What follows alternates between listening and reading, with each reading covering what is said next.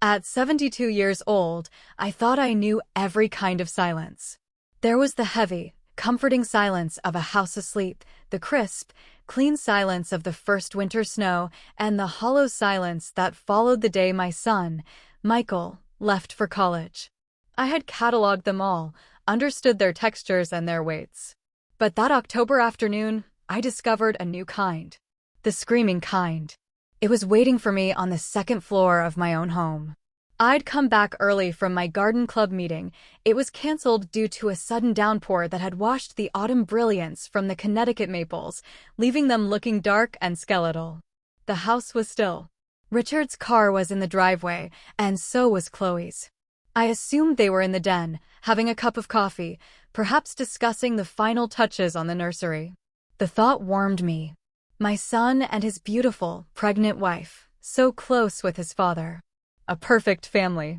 I kicked off my damp shoes in the mudroom and walked softly on the Persian runners that lined our hallways, a habit from years of not wanting to wake a sleeping husband or a studying son. As I reached the top of the grand, curving staircase, a faint sound reached me. A murmur. A soft, rhythmic creak from the floorboards in our bedroom. Our bedroom. The one Richard and I had shared for 48 years. My first thought was that he'd strained his back again, that Chloe, a former yoga instructor, was helping him with some stretches. It was a foolish, innocent thought, the last one I would ever have. The bedroom door was ajar, just a sliver. I pushed it open without a sound. And that's when the silence began to scream. They were on our bed. On the pale blue damask comforter I had just bought to celebrate the coming of our first grandchild. My husband, Richard, his silver hair stark against the pillows, and my daughter-in-law, Chloe, her body wrapped around his. Her pregnant belly, that sacred vessel carrying my son's child, was a perfect, obscene curve pressed against him. Her head was thrown back, her eyes closed, a soft moan escaping her lips, the sound I had mistaken for a murmur of conversation. The world did not tilt. It did not blur. It simply fractured, like a porcelain doll dropped on a stone floor. I saw everything with a horrifying, crystalline clarity. The way his hand, the one that wore the wedding band I'd placed on it almost half a century ago, rested on the swell of her stomach. The scent of her expensive perfume, the one Michael had bought her for her birthday, mingling with the familiar, musky scent of my husband's cologne. The photograph on the bedside table, a smiling picture of me, Richard, and Michael on a family vacation, watching them. The scream I should have released died in my throat, turning to a shard of ice. My hand, resting on the cold brass of the doorknob, did not tremble. My breath did not catch. A strange, glacial calm washed over me, freezing the initial shock into something hard and sharp. I saw them not as my husband and the wife of my only child, but as two specimens under a microscope. Two conspirators. I pulled the door closed as silently as I had opened it. The soft click of the latch was the loudest sound I had ever heard. It was the sound of a life ending. My life.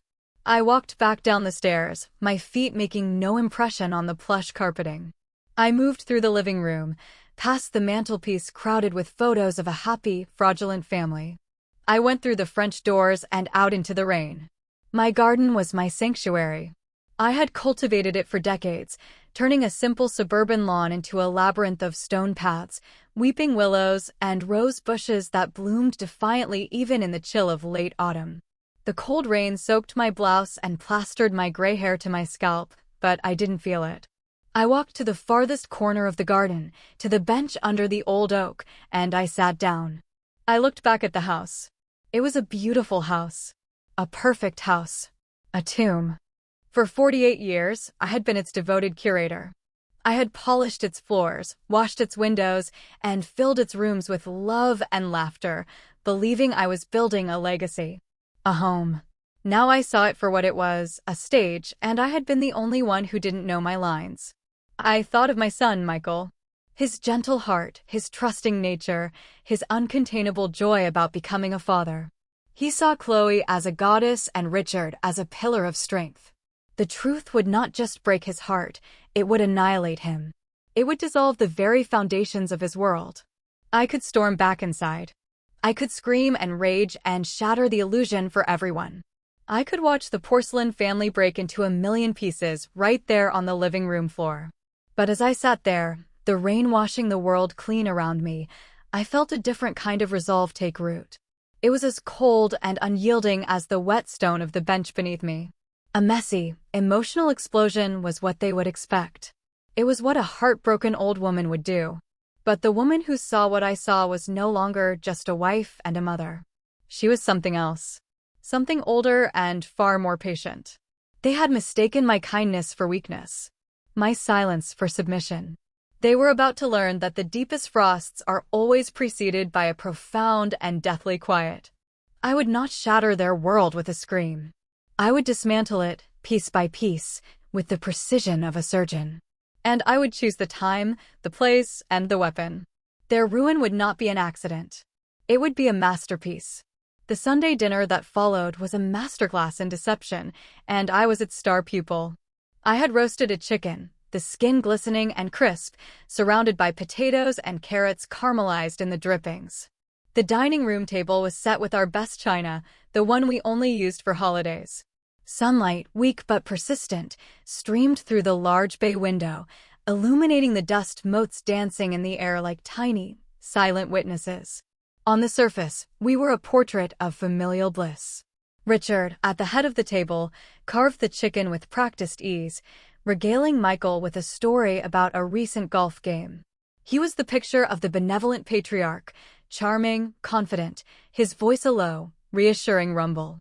I watched the way the light caught the silver in his hair, the same hair I had run my fingers through 1,000 nights, and felt nothing but a cold, hollow echo. "Eleanor, this is magnificent," Michael said, his face alight with simple, honest pleasure. "You've outdone yourself." He reached across the table and squeezed my hand. His touch was warm, real.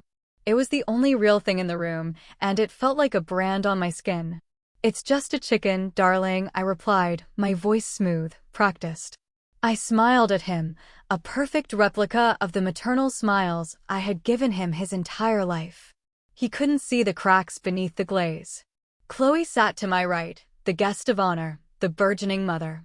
She looked radiant. Pregnancy had softened her features, given her a glow that everyone mistook for happiness. I saw it now as the luminescence of a deep-sea creature, a beautiful lure in the crushing dark.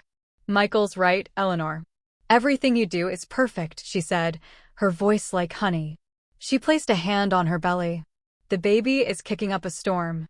I think he likes his grandma's cooking already." Richard chuckled. "He's a Vance, all right. Good taste from the very beginning." He looked at Chloe, and his eyes held a look of proprietary pride that had nothing to do with being a grandfather. It was a brief, unguarded flash, but for me, it was as loud as a gunshot. I saw Chloe's lips curve in a tiny, almost imperceptible smile in response. They were communicating in a language I had never been taught, right in front of my face. My mind became a split screen. On one side, I was the gracious hostess, passing the gravy, asking Michael about his latest architectural project, listening to Chloe describe the color she'd chosen for the nursery walls, a soft, buttery yellow. On the other side, I was a forensic analyst, dissecting every word, every gesture, every stolen glance. When Richard casually rested his hand on the back of Chloe's chair as he leaned over to refill her water glass, I noted that his fingers brushed her shoulder.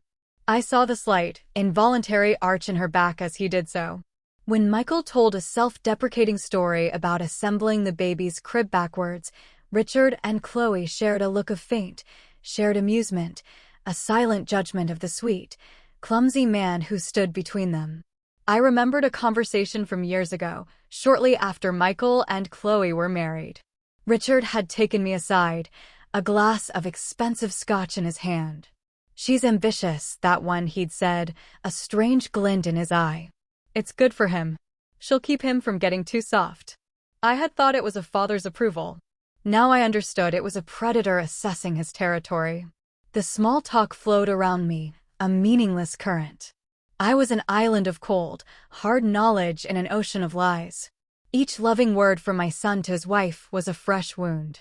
Each respectful question he asked his father was a twist of the knife. He was building his future on a fault line, and I was the only one who could feel the tremors. "A toast," Richard announced, raising his wine glass. The crystal rang as he tapped it with a knife. Michael and Chloe followed suit, their faces turned up to him in adoration.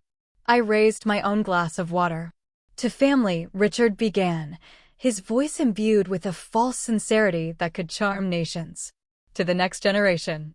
To our legacy, which will be carried on by this beautiful new life." His eyes swept the table, but they lingered on Chloe for a fraction of a second too long. "May our family always be a fortress of strength, honesty, and love." Honesty. The word hung in the air, putrid and obscene. I met my husband's gaze across the table. For 48 years, I had seen love, partnership, and security in those eyes. Now I saw only a stranger. A conqueror who had taken everything from me while I was busy tending the garden. I smiled back at him, a slow, deliberate movement of my lips. I raised my glass a little higher. "To family," I echoed, my voice perfectly even. He smiled back, satisfied. He had no idea what kind of war he had just declared. He thought he was the king in his castle. He didn't realize he was sitting across from the woman who was about to burn it to the ground. After they left, kissing my cheek and thanking me for the lovely dinner, I stood alone in the dining room. The scent of roast chicken had faded, replaced by the cloying sweetness of Chloe's perfume. The table was a wreck of dirty plates and crumpled napkins. I looked at the scene, at the remnants of our perfect family meal, and I didn't see a mess to be cleaned up. I saw a battlefield. And my own quiet, methodical preparations had just begun. Pain, I've learned, is a clarifying agent. Once the initial shock subsides, it scours away the superfluous, leaving behind only what is essential. In the days following that Sunday dinner, my grief began to crystallize into a cold, hard purpose. A simple outburst, a tearful confrontation, that was the playbook of the woman I used to be. The new Eleanor required a different strategy. She needed evidence. Incontrovertible, undeniable proof that could not be dismissed as the jealous ramblings of an old woman. My past held a forgotten key. Before Richard's business took off, before Michael was born, before I became Mrs. Eleanor Vance of the immaculate Connecticut home, I was Eleanor Pruitt, a paralegal and part-time assistant for a private investigator in Hartford. It was a brief, unremarkable chapter of my life, one I rarely spoke of. Richard found it unseemly. But I had been good at it. I had learned how to be patient, how to observe, and how to find the things people tried to hide. That part of me, dormant for nearly 50 years, awoke from its slumber. I spent my evenings not in front of the television, but in the soft blue glow of my laptop screen, my reading glasses perched on my nose. The internet was a world away from the dusty file cabinets and microfiche readers of my youth, but the principles were the same. I delved into a digital world of surveillance equipment, my search history a bizarre litany of nanny cams, covert audio recorders, and GPS trackers for cars. I read reviews, compared battery life, and studied video resolutions with the same focus I once reserved for Rose hybridization. I settled on 3 devices. 2 were tiny cameras, no bigger than a shirt button, disguised as USB chargers. The third was a small audio recorder hidden inside a fully functional ink pen. They arrived a few days later in a plain brown box from a company with a discreet, anonymous name. Holding them in my palm, they felt both sinister and empowering. They were the tools of my new trade. The installation was the most nerve-wracking part. I needed a day when the house would be empty for several hours. Providence, it seemed, was on my side. Richard had a board meeting in the city, and Chloe had cajoled Michael into taking her on a baby moon weekend to a spa in the Berkshires. They left on a Friday morning, their car packed with suitcases and cheerful, oblivious smiles. The moment their car disappeared down the long, tree-lined driveway, the house's silence changed again. It was no longer oppressive, it was expectant. It was my co-conspirator. My heart hammered against my ribs as I climbed the stairs to the master bedroom. This was the epicenter, the heart of the betrayal. I walked over to the nightstand on Richard's side of the bed. Next to a stack of boring financial journals was a power strip for his phone and his tablet. I unplugged his existing white USB charger and plugged in my own. It looked identical. I angled it slightly so the tiny lens had a clear, sweeping view of the bed and the entrance to the room. The thought of what it would record made a wave of nausea roll through me, but I pushed it down. This was not about emotion. This was about collection. The second camera was for the living room, their other preferred stage. Richard had a habit of pouring them both a drink after dinner while Michael was in his home office finishing up work. I'd seen them, sitting a little too close on the sofa, their conversations dropping to a murmur when I entered the room. I placed the second charger camera in an outlet behind the large ficus tree, partially obscured by a leaf, but with a perfect line of sight to the sofa. The pen was for Richard's study. This was his sanctuary, the one room in the house I rarely entered. He claimed he needed the solitude to manage our finances. I now suspected he used it for other management tasks. I walked in, the scent of leather and old paper enveloping me. On his large mahogany desk was a silver cup filled with expensive pens. I added my own to the collection. It was a long shot, but they might say something incriminating, something about money or plans, when they thought they were completely safe. I retreated to my small office downstairs, the one room that was truly mine, and synced the devices to a new, password-protected tablet I had bought for this specific purpose. The live feeds appeared on the screen. The empty bedroom, the silent living room. They were my God's eye view, my silent, unblinking witnesses. Waiting was a unique form of torture. The weekend stretched into an eternity. I tended my garden, pruning the last of the roses with methodical snips, their thorns catching on my gloves. Every rustle of leaves, every car that drove past, sent a jolt of adrenaline through me. On Sunday evening, Richard returned. He came in, kissed my cheek with the dry, passionless peck that had become our custom, and complained about traffic. He was a perfect portrait of a weary husband returning home. I watched him on my tablet as he went upstairs, entering the bedroom. He tossed his briefcase on the bed, oblivious to the tiny eye watching his every move. He had brought the enemy into his own fortress. The true test came the following Tuesday. Michael called to say he was working late and that Chloe was feeling tired and was going to stop by our place for dinner instead of cooking. My hands went cold. "Of course, darling," I said into the phone, my voice a warm invitation. "She shouldn't be alone. Your father and I would love to have her." The evening unfolded like a script I had written myself. We ate a simple meal. Then, just as I'd anticipated, Richard suggested a nightcap in the living room. I excused myself, claiming I needed to sort through some old receipts for our accountant. From the safety of my office, I watched the feed from the living room camera. The video was grainy but clear. I saw them sit on the sofa. I saw Richard pour 2 glasses of brandy. I saw Chloe laugh at something he said, throwing her head back. Then I saw him reach out and place his hand high on her thigh. She didn't move it away. She leaned into him, her pregnant belly a bridge between them. I turned on the audio. Their voices were low, conspiratorial whispers. "He has no idea," Chloe was saying, a smug little smile on her face. "He's so excited. He's already picked out a name. Benjamin." Richard snorted. "Benjamin. A weak name. We'll call him Richard Jr. when the time is right." "And when will that be?" she pressed, her voice turning sharp. "You keep telling me to be patient." "Patience is a virtue, my dear," he murmured, his fingers tracing circles on her leg. "Everything is in motion. The trusts are being redrawn. Once the boy is born of Vance heir, my position is unassailable. Michael will be taken care of. But the bulk of the estate, the legacy, will go to the one who carries the future." He leaned in and kissed her a long, proprietary kiss. "It will go to our son." I clicked off the screen. My breath was gone, stolen from my lungs. It wasn't just an affair. It was a coup. A cold, calculated plot to disinherit my son using his own child as the weapon. They weren't just betraying him, they were erasing him. I sat there in the dark, the faint light of the tablet illuminating my face. There was no more pain, no more grief. There was only a vast, empty space that was rapidly filling with a resolve as hard and as final as granite. They thought they were rewriting the future of the Vance family. They had no idea I was the one holding the pen. The recordings provided the what. Now I needed the how. How to detonate this truth with maximum impact, ensuring there was no collateral damage to Michael beyond what was unavoidable. A messy confrontation would allow them to paint me as hysterical.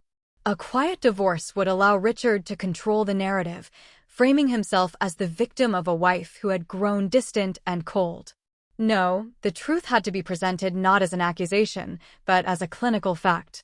Something indisputable. And for that, I needed DNA.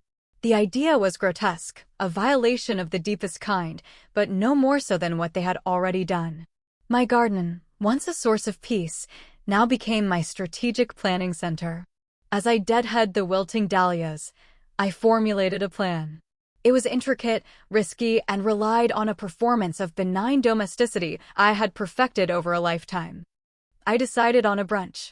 Casual, impromptu, the kind of gathering that wouldn't arouse suspicion. I called Michael on a Wednesday.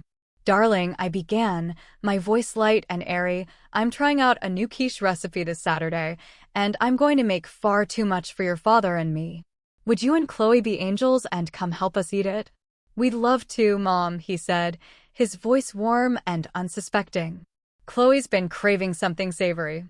I'll let her know." Saturday morning arrived, crisp and bright. The stage was set.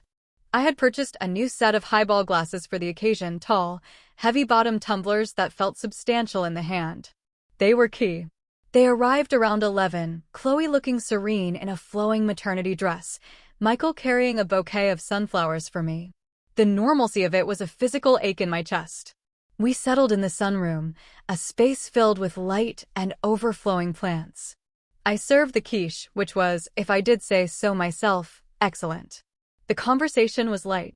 Michael talked about a new building design he was working on. Chloe detailed her latest visit to the obstetrician. The baby was healthy, strong, and kicking relentlessly. "A future soccer player," Richard boomed, beaming at her belly. I smiled faintly, picturing the ball not on a field, but crashing through a window. After we ate, I began to clear the plates. "Let me get you all something to drink," I said.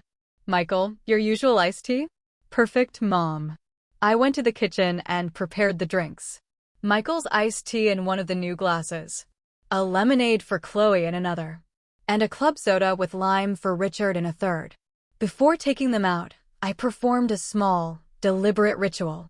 Using a pair of tweezers from my sewing kit, I plucked a single, long gray hair from the brush on my vanity.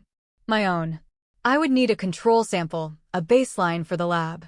I carefully placed it in a small, labeled Ziploc bag I had hidden in a kitchen drawer. Back in the sunroom, I served the drinks. Then I initiated the next phase of the plan. As I handed Chloe her lemonade, I feigned a stumble, a clumsy old woman's misstep. The glass tilted, and a splash of lemonade cascaded down the front of her dress. "Oh my goodness. Chloe, I am so dreadfully sorry," I exclaimed, my voice a flurry of convincing apology. She gasped, more startled than angry. "It's fine, Eleanor, really. It's just lemonade." "Nonsense," I insisted, already dabbing at the wet spot with my own napkin. "Let me get you a clean cloth." I pressed the damp napkin firmly against the fabric of her dress, then pulled it away. "Here, let me take that for you." Before she could object, I had folded the napkin, her napkin, now damp with her lemonade and, I hoped, her skin cells, and slipped it into my apron pocket. Michael, bless his heart, was already on his feet. "Mom, it's okay. We'll just rinse it with some water." "You're right, of course," I said, patting his arm. Clumsy me. Now for Richard. This was trickier. I waited about 20 minutes, letting the minor drama fade. I walked over to where Richard was sitting, pontificating on the stock market. I reached for his glass. "Let me get you a refill, dear." As my fingers closed around the tumbler, I let it slip just enough that it tipped, not onto him, but onto the polished oak side table. "Good heavens, I am all thumbs today," I said with a theatrical sigh. I grabbed the cocktail napkin that was under his glass, now soaked with his club soda, and used it to wipe the spill. I'll just toss this. I pocketed that napkin as well, a matched set with Chloe's. The final piece was Michael. This was the one that felt like the deepest betrayal. As they were getting ready to leave, Michael gave me a hug. "Thanks for brunch, Mom. It was wonderful." As he held me, I reached up and pretended to brush a piece of lint from the collar of his navy blue polo shirt. "You've got something here, sweetie," I murmured. My fingers, nimble from years of sewing, closed around a single dark hair from his head. I palmed it as he pulled away. "Got it," I said, smiling up into his dear, trusting face. After they left, I went directly to my office. The house was silent again, the remnants of the brunch the only evidence they had been there. I took out 3 more small Ziploc bags. Into one went the damp napkin from Chloe's dress. Into another, the napkin from Richard's drink. Into the last, the single dark hair from my son's collar. I labeled each with a simple initial, C-R-M. The DNA testing kit I had ordered online had arrived the day before. It was a peace of mind test, not legally admissible in court, but that didn't matter. I didn't need a court. I just needed the truth. The instructions were simple. Swabs were provided, but the website assured me that other sources, a toothbrush, a used napkin, a strand of hair with the root intact, would also work. I carefully swabbed the dampest parts of each napkin, transferring whatever cells might be present onto the sterile cotton tips. I placed Michael's hair, root and all, into its own vial. I packaged the samples, mother, husband, son, and son's wife, into the prepaid mailer. The form inside asked for names. I wrote down pseudonyms. Jane Doe, John Doe, John Doe Jr., and Jane Doe Jr. It felt fitting. We were all anonymous players in a tragedy of our own making. I drove to a post office in the next town over and dropped the package into the blue collection box. The metallic clang as it fell inside echoed the closing of a door. There was no turning back now. The results would take 2 to 3 weeks. For the first time in months, I felt a strange sense of calm. The wheels were in motion. I had done all I could. Now, all I had to do was wait for science to confirm what my heart already knew to be true. And as I waited, I would plan the party. A celebration of life, family, and the spectacular, devastating beauty of the truth. Patience has never been my strong suit, despite the cultivated image of a serene matriarch. But the 2 weeks I spent waiting for the DNA results were a unique form of torment. Every ring of the phone, every email notification, sent a jolt through my nervous system. I moved through my days in a fog of forced normalcy, my inner world a churning sea of anxiety and cold resolve. I pruned my roses with a vicious precision, snipping away dead blooms as if they were the lies infesting my family. During this time, I became a phantom in my own home. I watched Richard and Chloe from a distance, both in person and through the unblinking eyes of my cameras. I saw them grow bolder. A lingering touch in the hallway when they thought I was upstairs. A whispered conversation in the den, their heads bent close together over documents I couldn't quite see. I saw Richard hand her a thick envelope one evening. Chloe slipped it into her purse with a furtive glance around the room, a cat who had cornered a particularly plump canary. They were building their new world on the foundations of my old one, and they assumed the original architect was blind, deaf, and fading into irrelevance. This underestimation was the greatest weapon they had given me. The email arrived on a Tuesday morning. The subject line was bland, clinical. Your case number 734 results are ready. My hands trembled as I clicked the link and entered the password I had created, Legacy. A PDF document loaded on the screen. It was a chart of numbers and percentages, a cold, scientific rendering of a passionate betrayal. I scrolled past the technical jargon to the conclusion. Participant, John Doe Richard. Participant, Jane Doe Jr., Chloe's unborn child, via prenatal sample. Conclusion, the probability of paternity is 99.9998%. There it was. Printed in black and white, stripped of all emotion. A statistical certainty that blew my world apart. Richard was the father. My husband was the father of the baby my son believed was his. I didn't cry. I didn't gasp. I simply stared at the screen, the numbers burning themselves into my memory. A strange, bitter vindication washed over me. I was not crazy. I was not a jealous, paranoid old woman. I was a witness. I printed the document, the hum of the machine the only sound in my silent office. I folded the single sheet of paper and placed it in a plain manila envelope. This was my bomb. Now I had to plan the detonation.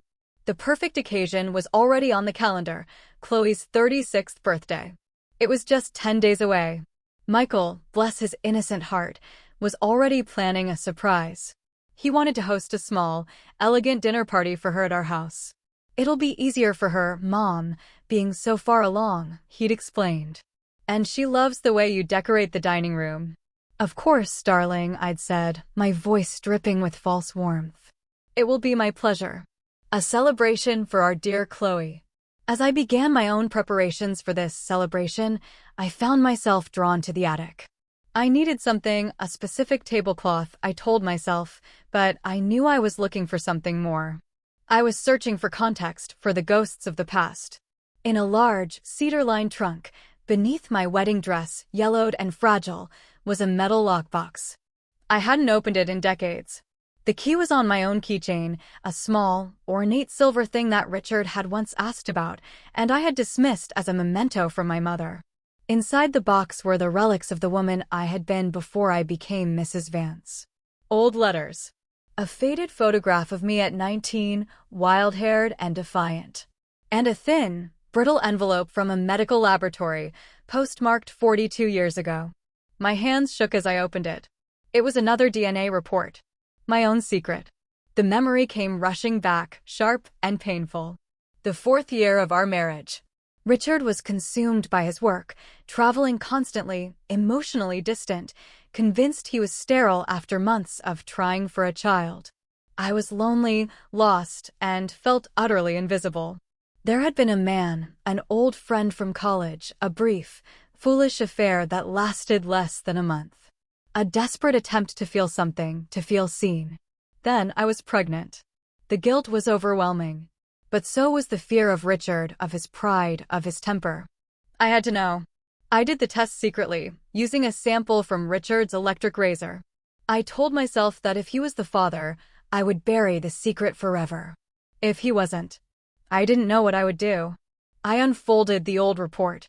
The paper felt like ancient parchment. I read the words I had memorized all those years ago. Alleged father, Richard Vance. Child, Michael Vance. Sample obtained via amniocentesis. Conclusion: Richard Vance is excluded as the biological father of the child. I sank down onto the dusty floorboards of the attic, the 2 reports in my lap. One from the present, one from the past. 42 years apart, they told the same story of lies and betrayal. But the story was infinitely more complex than I had ever imagined. All these years, Richard's obsession with his legacy, his pride in his Vance blood, his constant, subtle criticisms of Michael's gentle nature as not being Vance enough, all of it was built on a foundation of absolute fraud. He was not Michael's father. The son he was so willing to discard was never his to claim in the first place. My entire marriage, my entire life as I knew it, was a lie. But I was not the only liar. My own sin, born of loneliness and despair, had been a secret I kept to protect my son. Richard's sin, born of arrogance and greed, was a weapon he intended to use to destroy him. A profound, chilling clarity settled over me. This was no longer just about exposing an affair. This was about dismantling an empire. Richard had built his entire identity, his entire patriarchal tyranny, on the concept of bloodline. And I held the proof that his bloodline was a fiction. My plan for Chloe's birthday dinner changed.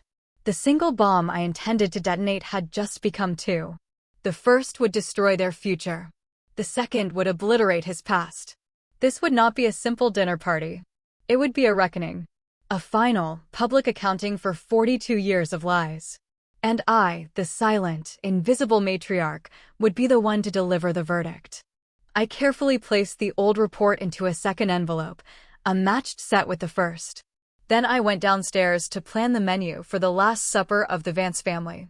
The day of Chloe's birthday dawned heavy and gray, the sky the color of unpolished steel. It was a fitting backdrop for the drama I had scripted. I spent the morning in a state of hyper-focused calm, moving through the familiar rituals of preparing for a party. I arranged a centerpiece of blood-red roses and white baby's breath for the dining table, a touch of macabre poetry that only I would understand. I prepared a roast beef, slow-cooked until it was tender enough to fall apart at the touch of a fork, much like our family. Michael arrived in the early afternoon, his face aglow with an almost painful earnestness. He carried a small, elegantly wrapped box from Tiffany & Company and a massive bouquet of lilies, Chloe's favorite. "Does everything look okay, Mom?" he asked, his eyes scanning the perfectly set table, the gleaming crystal. "I want it to be perfect for her." "Everything is perfect, darling," I said, adjusting a fork by a millimeter. The lie felt smooth and practiced on my tongue. I felt a sharp pang of love and pity for this good man, my son. He was the only innocent in this entire sordid play, and he was about to be the most wounded. For a fleeting moment, I faltered. Was there another way? A kinder, gentler way to break the truth? But the memory of Richard and Chloe's whispered plotting, their casual dismissal of Michael as a soft, inconvenient obstacle, solidified my resolve. A swift, clean amputation was kinder than a slow, festering poison. Richard and Chloe arrived together just after sunset. She wore a deep emerald green dress that clung to her swollen form, a queen in her prime. Richard, ever the proud patriarch, had his arm possessively around her waist. They presented a united, triumphant front. "Eleanor, the house looks beautiful," Chloe said, her voice cloying.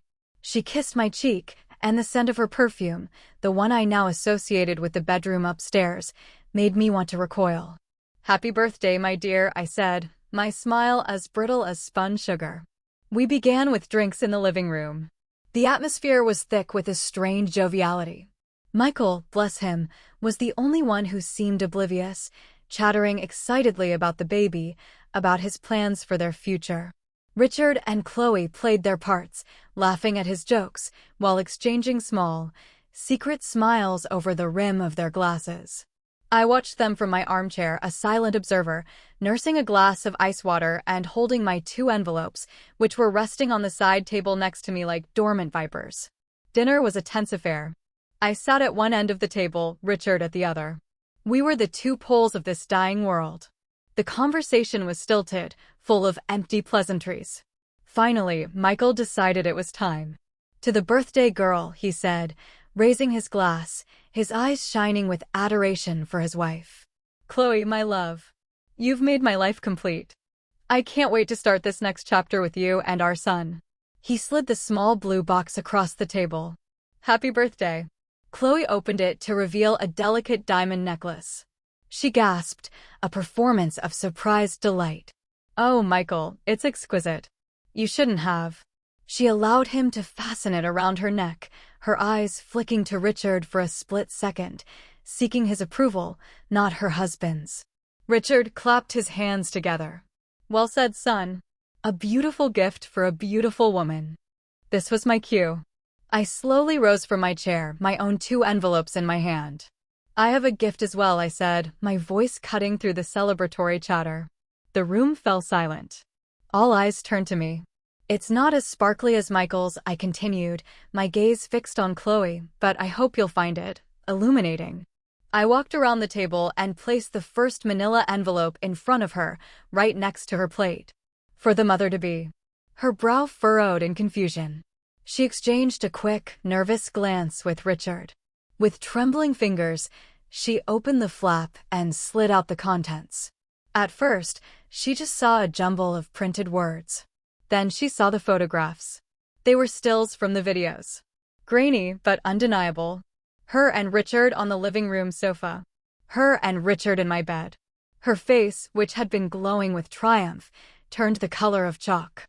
Her mouth opened, but no sound came out. Michael looked from her white face to the pictures in her hand. "What is it?" "Chloe, what's wrong?" He reached for them, but she clutched them to her chest, a desperate, cornered animal. Richard shot to his feet, his face a mask of thunderous rage. "Eleanor, what is the meaning of this? Have you lost your mind?" My mind has never been clearer, Richard, I said calmly, my voice steady despite the frantic beating of my heart. I turned to my son, my voice softening with a pain that was all too real. Michael, I am so sorry. There is something you need to see. I took the DNA report from Chloe's paralyzed hand and gave it to Michael. He stared at the page, his eyes scanning the text, his brain struggling to process the impossible words. I watched the exact moment the truth landed. It was like watching a building crumble in slow motion. The light in his eyes went out. His face slackened with disbelief, then contorted in an agony so pure it was hard to witness. No, he whispered. He looked from the paper to his father, then to his wife. No, this is a mistake. A joke. It's no joke, son, Richard snarled, abandoning all pretense. He saw the game was up and immediately shifted to offense. She's a weak, hysterical woman. This is what she does. She tries to ruin things. So the test is a lie? I asked, my voice dangerously quiet. The pictures are fabricated? Richard's eyes blazed. Cornered, he chose arrogance as his shield. He looked at Michael, his expression filled with a sudden, chilling contempt. Maybe it's for the best. You're not man enough to carry on the Vance name anyway. It takes a real man to secure his legacy. It was the perfect opening.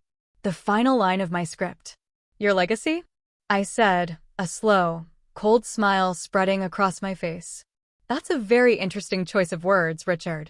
Because that brings me to my second gift. This one is for you. I picked up the second envelope and held it out to him. You've spent your entire life obsessed with bloodlines, with the purity of the Vance blood that flows through your veins. You were always so disappointed that Michael didn't inherit your killer instinct. He stared at the envelope as if it were a bomb, which, of course, it was. What is that? He demanded, his voice tight. It's just another piece of paper, dear, I said softly. A bit of ancient history. A 42-year-old truth about the precious Vance legacy you hold so dear. I didn't hand it to him. I handed it to Michael. I think you're the one who should see this. With numb fingers, Michael took the second envelope. He pulled out the old, yellowed report. He read it, his face a blank canvas of shock. Then he slowly lifted his head, and his eyes, stripped of all illusion, met mine. In them, I saw not just pain, but a glimmer of dawning, horrific understanding. He looked at the man he had called his father for his entire life, a man who had just disowned him. He didn't have to say a word. He simply placed the old report on the table, right in the center, next to the blood-red roses. Richard snatched it up. He read it once, then twice. The bravado, the anger, the arrogance, it all dissolved from his face, replaced by a slack-jawed, hollow-eyed horror. The sound that escaped his throat was not a word, but a guttural exhalation of absolute ruin. His entire world, his identity, his pride, his past, and his future had been annihilated by a single sheet of brittle, yellowed paper. The king was naked. The fortress was rubble. And the silence that fell over the dining room was the most profound and devastating one I had ever known. It was the silence of absolute endings. The silence didn't break, it shattered. It was Michael who moved first. He rose from his chair with a slow, unsteady motion, like an old man. He didn't look at Chloe's tear-streaked, pleading face. He didn't look at the man who was not his father, who now stood frozen, clutching the old document like a death warrant. He looked only at me. His expression was a devastating tapestry of pain, betrayal, and a flicker of something else, a dark, nascent understanding. All my life, he whispered, his voice hoarse. It wasn't a question directed at Richard. It was for me. I did it to protect you, Michael, I said, my own voice trembling for the first time. The ice around my heart was finally beginning to crack. I wanted you to have a father. A normal life. A normal life? He let out a laugh, a raw, broken sound that was more painful than any scream. You call this normal? He gestured wildly around the room, at the uneaten roast beef, the wilting roses, the two life-altering documents lying on the polished mahogany like funeral wreaths. This is a mausoleum built on lies. Your lies. His lies. He turned to Chloe, who was now openly sobbing, her hands protectively clutching her belly. And you, he said, his voice dropping to a dangerously low register. Was any of it real? Or was I just a convenient bridge to him? To the money? Michael, please, she stammered. It's not what you think. I love you. Don't, he commanded, the words sharp as a shard of glass. Don't you ever say that to me again. He looked back at Richard, who seemed to have aged 20 years in as many minutes. The titan of industry, the patriarch, was gone. In his place was just a hollowed-out old man. And you, Michael said, his voice devoid of all emotion. You were going to steal my son. My life. For a legacy that was never even yours to give. Richard finally found his voice, a weak, reedy thing. I gave you everything. You gave me a name that doesn't belong to me, Michael shot back. You gave me a life that was a lie. You gave me nothing. With that, he turned and walked out of the dining room. He didn't slam the door. He didn't run. He just left. The sound of the front door closing softly behind him was an act of finality more powerful than any explosion. Now, it was just the three of us, the architects of this ruin. Chloe was babbling incoherently, a pathetic litany of excuses and pleas. Richard stood staring into the middle distance, his world completely unmade. I felt a profound, weary emptiness. The triumph I had anticipated was absent. There was no satisfaction, only the bitter ash of scorched earth. I had won. I had destroyed them. And in doing so, I had broken my own son's heart. Get out, I said, my voice flat. Chloe looked up, her eyes wide with disbelief. What? Both of you. Get out of my house. This is my house too, Eleanor, Richard said, a flicker of his old arrogance returning. No, it isn't, I replied, my voice as cold as a tombstone. This house was bought with money from my family's trust after my father died. Your business was failing then, remember? Before I bailed you out. It is in my name. It has always been in my name. I suggest you call your lawyer. In fact, I insist on it. He'll be hearing from mine in the morning. The last vestige of color drained from his face. It was a final, brutal blow he hadn't seen coming. He had been a guest in my life all along and had never even known it. He said nothing more. He walked stiffly out of the room. A few moments later, I heard his car start and speed down the driveway. Chloe remained, a weeping statue of desperation. Eleanor, the baby. What are we going to do? I looked at her, at the beautiful face now contorted with fear, at the belly that carried my husband's child. My grandchild. A child conceived in the ultimate act of betrayal. I felt a sudden, vast pity, not for her, but for the innocent life she carried. That is no longer my concern, Chloe, I said, the words tasting like poison. You made your choice. You chose the man, not the son. Now you can live with him. I walked to the door and held it open. Goodbye. She finally stumbled to her feet and walked out, her sobs echoing in the grand foyer. I closed the door behind her and leaned against it, the polished wood cool against my back. The house was silent. But it was a new kind of silence now. Not the screaming silence of discovery, nor the expectant silence of conspiracy. This was the absolute, dead silence of the aftermath. The silence of a battlefield after the guns have stopped firing. I walked back into the dining room. The candles on the table had burned low, casting long, dancing shadows. I looked at the wreckage of the birthday dinner, the perfect meal that had turned to poison. I had done it. I had exposed the truth. I had protected my son's inheritance and severed the cancer from our lives. So why did I feel so utterly, completely alone? I blew out the candles, one by one, plunging the room into darkness. My war was over. And I had lost everything I was fighting for. Epilogue, 6 months later. The house was sold. The grand, silent rooms and the manicured gardens belonged to another family now. I hoped they would be happy there. I live in a small, 2-bedroom condo in town, filled with sunlight and a few cherished pieces of furniture I kept. Michael lives in the 2nd bedroom. He didn't speak to me for 2 months. He rented a sterile apartment downtown and saw no one. I gave him his space. I sent him short texts every morning, thinking of you. I love you. Most went unanswered. Then one day, he showed up at my door, looking thin and exhausted, his suitcases in his hand. "I don't want to be alone anymore, Mom," was all he said. "We are rebuilding." It's a slow, painstaking process, like trying to assemble a mosaic from shattered pieces. Some nights we talk for hours, unpacking the 42 years of secrets I kept. He is angry. He is hurt. He has every right to be. But he is also, slowly, beginning to understand the impossible choice I made all those years ago. He doesn't know who his biological father is, and he has decided he doesn't want to. "You are my mother," he told me one night, his voice thick with emotion. That's the only truth that matters now. Richard and Chloe are together, I hear. They moved to Florida. He liquidated what assets he had, and they bought a house in a gated community. The baby, a boy, was born a few months ago. I have not seen a picture. I do not know his name. Sometimes, in the dead of night, I wonder if he has Richard's eyes. Then I force the thought away. He is a ghost from a life that is no longer mine. My divorce is final. I was generous. I didn't want to fight, I just wanted it to be over. There is no garden here, only a small balcony with a few pots. I am trying to grow roses in them. They are small, struggling things, not the grand, confident blooms I used to cultivate. But they are mine. Michael is starting to design again. He talks about opening his own small firm, about building things that are honest and solid, from the foundation up. There is a light coming back into his eyes. We are not happy, not yet. But we are healing.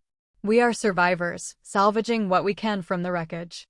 My name is Eleanor Vance, and I burned my perfect life to the ground. I did it to save my son. And now, on the ashes of that life, in the quiet, empty spaces, we are trying to find our way back not to what we were, but to what we can become.